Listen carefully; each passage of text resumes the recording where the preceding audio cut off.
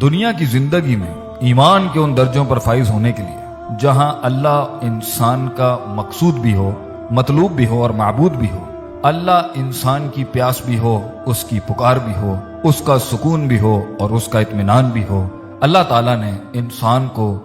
دنیا کی پیچیدگیوں سے نکلنے کے لیے زبردست فارمولہ سورہ آل عمران کی آیت نمبر 164 میں اللہ فرماتے ہیں وَيُزَكِّيهِمْ وَيُعَلِّمُهُمُ الْكِتَابَ وَالْحِكْمَةَ، 3 چیزوں کو مان کر اس پر اپنی زندگی کو گامزن کر کے انسان دنیا کی تکلیف، غموم اور ہموم سے نکل کر سکون اور اطمینان کی اور ایمان اور احسان کے درجوں پر فائز ہو سکتا ہے، جس کا پہلا سٹیج یزکیہم تزکیہ ہے۔ نفس کو ہر اس عیب سے پاک کرنے کا اس سلسلے کا نام ہے جس میں انسان تکبر، حسد، صغر الہمہ، کمزوری، ڈپریشن، بزدلی، قائری کا شکار ہو جاتا ہے، لوگوں کو اپنا الہ بنا لیتا ہے اور دنیا کے پیچھے ہی لگ کے اس کی عبادت میں گامزن ہو جاتا ہے۔ وہ سمجھتا ہے لوگوں اور مال سے ہی اس کی زندگی کامل بھی ہوگی اور اس کا دلی سکون اس تکمیل تک پہنچ جائے گا جس کی تلاش کے لیے وہ اس دنیا میں بھیجا گیا تھا۔ اس پروسیس کو، اس پروسیجر کو تزکیۃ النفس کہتے ہیں، نفس کو پاک کرنا، اور یہاں پر اپنے دل کے اندر اللہ کی یاد کو، اس سے امید کو، اس سے محبت کو، اس سے رجا،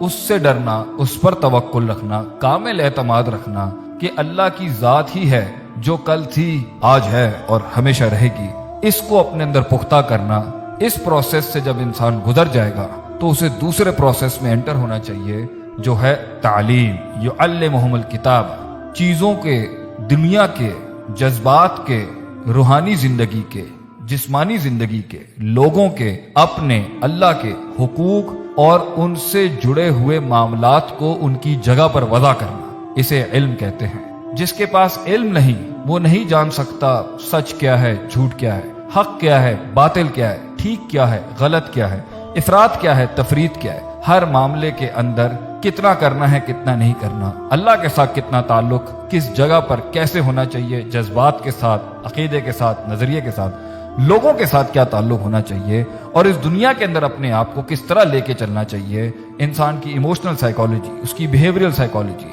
اس کی محبت، اس کا پرسیپشن، ہر چیز کے بارے میں کیا ہونا چاہیے۔ اگر 4 کرنا ہے تو 5 بھی ٹھیک نہیں اور 3 بھی ٹھیک نہیں۔ وضع الشیء علی موضعہ، چیزوں کو اس کی جگہ پر رکھنا، یہ ہے علم، اور قرآن اور حدیث کے علاوہ یہ سٹینڈرڈ اور یہ ایکولیبریم کوئی نہیں دے سکتا۔ تو اس لیے ہمیں کتاب و سنت کو سیکھنا پڑے گا، پہلے اپنی نفس کی اندر کی ان غلاظتوں کو صاف کرنے کے لیے، تاکہ ہم اللہ کی راہ میں اللہ کے ساتھ جڑ جائیں، اس سے ہمارا سکون جڑ جائے، اس سے ہمارا اطمینان جڑ جائے۔ پھر ہم وہ علم سیکھیں جس سے ہم لوگوں کی ویلیوز جان سکیں، ہم اللہ کے حقوق جان سکیں، اس کی ویلیو جان سکیں، اور اپنے جسم کی ویلیو جان سکیں، اور اپنے جذبات کی ویلیوز جان سکیں، اور اس دنیا کی ویلیوز جان سکیں۔ اور تیسرا پروسیس اس دنیا میں اپنے آپ کو کامل کرنے کے لیے، ایمان کے اس درجے کو احسان بنانے کے لیے ہے حکمہ، اپنے علم کو استعمال کیسے کرنا ہے، لوگوں کو اپنی بات کی طرف کیسے بلانا ہے، کیسے اپنے علم کو منوانا ہے، کیسے چیزوں کو کرنا ہے، کس طریقے سے اس دین کے رستے کے اندر لوگوں کو اس پروسیس پر گامزن کرنا ہے، تاکہ ایک انسان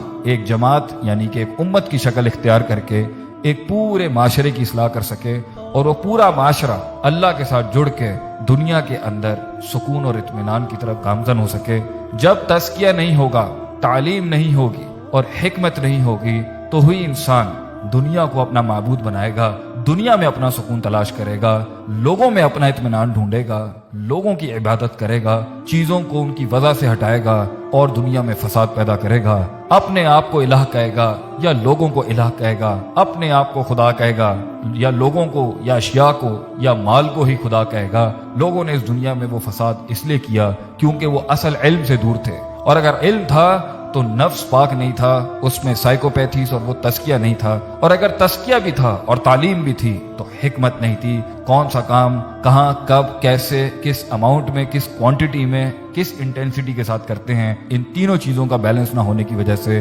انسان بحیثیت ایک امت، انسان بحیثیت ایک جماعت، انسان بحیثیت ایک فرد سکون اور اطمینان اس نیچرل بیلنس سے دور ہو گیا۔ اللہ تعالی ہمیں اپنی زندگی میں اللہ کی دی ہوئی ان تعلیمات پر عمل کرنے کی توفیق عطا فرمائے تاکہ ہم خود کو اور اس دنیا کو سکون کا اور اللہ کے ساتھ اطمینان کا ایک گھر بنا سکیں۔